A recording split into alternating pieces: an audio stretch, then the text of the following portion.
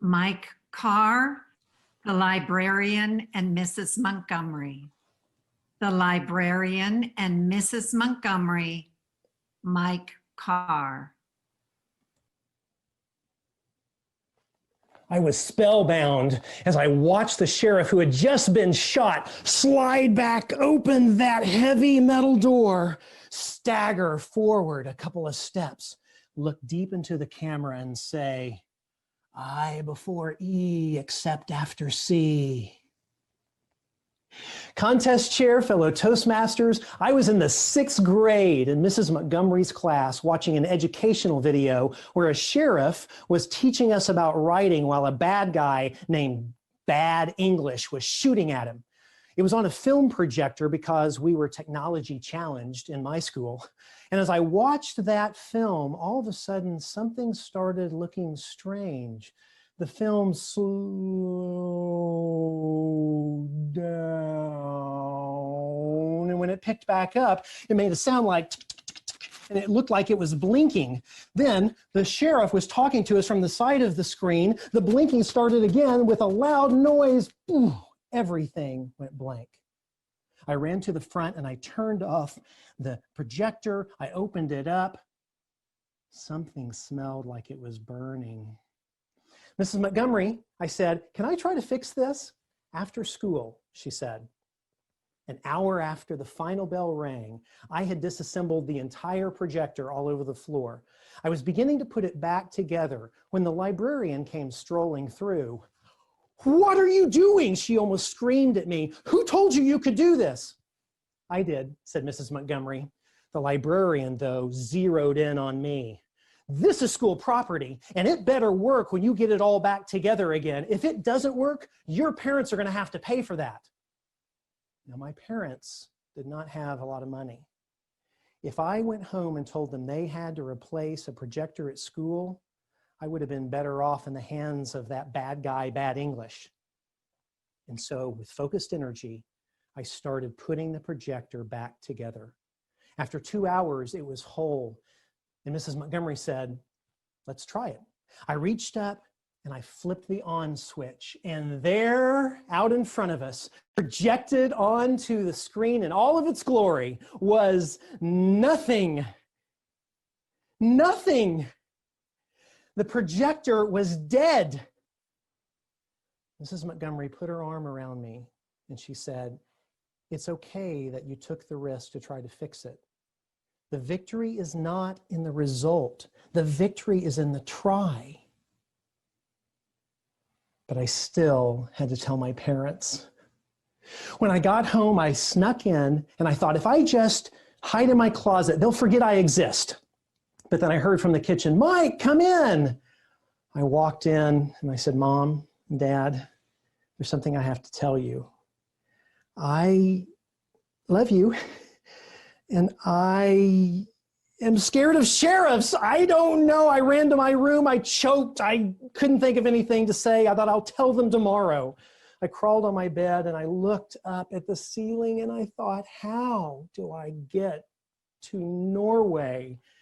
Now, I know there are people from Norway in the audience, and can I just tell you, I don't know why Norway was my only safe haven on this planet at that point. Maybe I thought that Norway had made a deal with the UN that they would not let crazy librarians come into their country. But at that night, I drifted off to a very restless sleep, dreaming of swimming to Norway. I was awakened with a jolt when my alarm went off the next morning.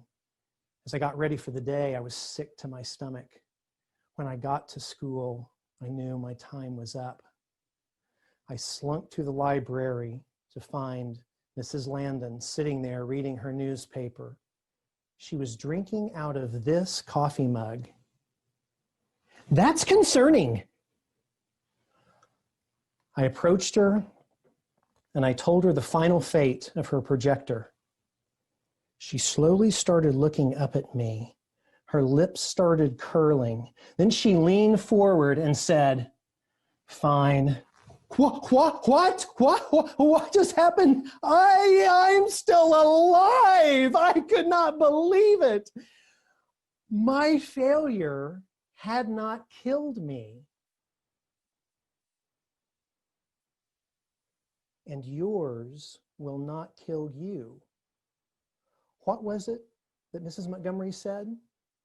The victory is not in the result. The victory is in the try. Ever since then, I have walked through life with a little librarian Landon sitting on this shoulder and a Mrs. Montgomery sitting on this shoulder. When I tried and gave my very first speech, which was a train wreck, Mrs. Landon told me, you should never try that again. But Mrs. Montgomery reminded me that the failure had taught me lessons that could be a springboard to future success. And she was right.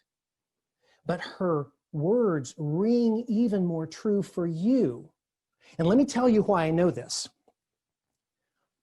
For years, Toastmasters has been the place where leaders are made. You are here in some way to increase your leadership skill. And this world desperately needs leaders who will create fertile soil for innovation to grow. Toastmasters is a great example. When COVID hit this year, they could have said, no, we're just going to cancel the contest, we'll cancel the convention, and we'll pick it up again next year. But instead, they decided to try something new, this virtual experience. And yes, there have been glitches, but that's what innovation is like. Glitches happen.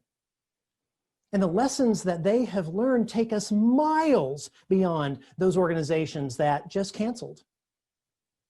If you want to lead people to fix persistent problems, someday, somewhere, somebody is going to have to try something new. And you as the leader have the opportunity to encourage that effort that might fail, for a chance to find the future. The victory is in the try. Be a Montgomery leader. Encourage risk. Try new things.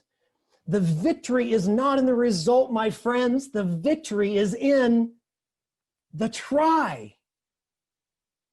Contest chair.